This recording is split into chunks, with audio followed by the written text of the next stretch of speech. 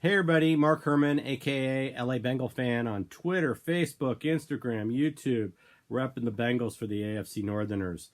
I had a show written that I was going to do last week. Life got in the way and I didn't tape it. I was going to do it yesterday, and then in the morning I got the news that we all got that we lost Jonah Williams for the year, which is just absolutely devastating. I was just numb yesterday, so I didn't even do a show. Obviously, this isn't the show I had written.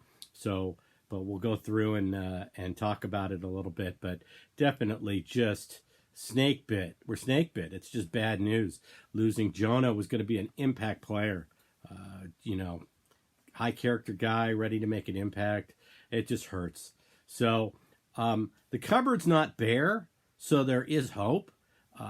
But obviously, John Jerry signing is critical now, and I think the Bengals may have known that.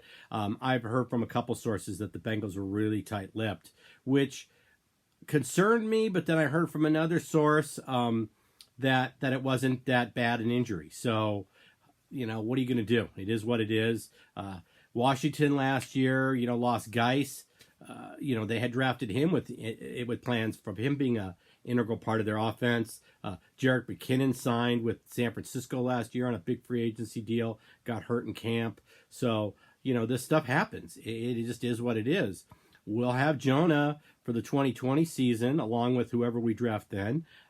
But for the time being, John Jerry, Westerman, Hopkins, we're going to have to reshuffle the line. So the cupboard's not bare. The best news out of all this is Redmond's not on the team. So Redmond's not going to play guard for this team. He was the weakest part of our line last year. If they think they can fix Bobby Hart, he's in the mix too.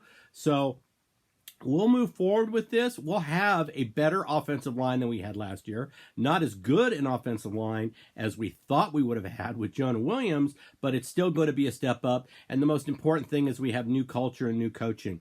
It's frustrating, this injury, because we had so much excitement coming out of OTAs.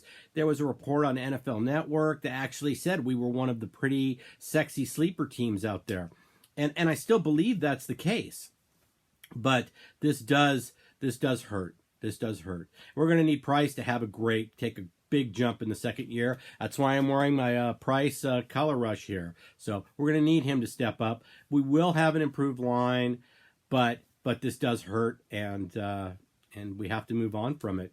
Just some comments about OTAs overall, and I was going to put this in the original show. Everybody's rushing to replace Dalton. Finley looked really bad in OTAs, so I don't think Finley's going to be ready. He's a project. Guys, let's get behind Andy Dalton and this new program. Defense looked markedly better, especially at linebacker. And then the biggest thing, I touched on this earlier and we'll go over it now, is I love what I'm hearing from the players. I love what I'm seeing them say on social media. I love what I see Mixon saying. Just the culture changed. We're being dismissed by just about all the analysts, and I'm okay with that. Let's fly under the radar, but I really, really love what I'm hearing on social media and from the fan base, just locally. So pay no attention to what you hear in the mainstream media, guys and gals. Don't get locked in on what they say on NFL Live and NFL Network. They're a bunch of buffoons. They really are. We're not a darling of the team, of the league. So they're down on us. They've always have been. So don't listen to those outlets. Listen to your local beat writers, your Paul Dane or your Cincinnati Enquirer. Watch the YouTube shows that are out there with the people with the actual news and insight that aren't just dismissing this team, because I do still think we're going to surprise. And like I said, I've said this before, I love that we're being dismissed and flying under the radar. I really expect a vast improvement. There you go, from last year's team. So that's it. I wanted to put this out there. I'm numb like everybody else, but we've got to move on. And I'm just here to tell you the cupboard's not bare. Okay, John Jerry, Westerman, Hopkins. Let's give this coaching staff a chance. And let's see. And I want everybody just to stop the trade AJ Green rumors. We're not going to get a top-tier offensive tackle for AJ Green, nor do we want to trade AJ Green. The cupboard's not bare. Let's see what we've got. We also have Michael Jordan that we drafted this year. might make an impact in the line. So let's just see how things play out.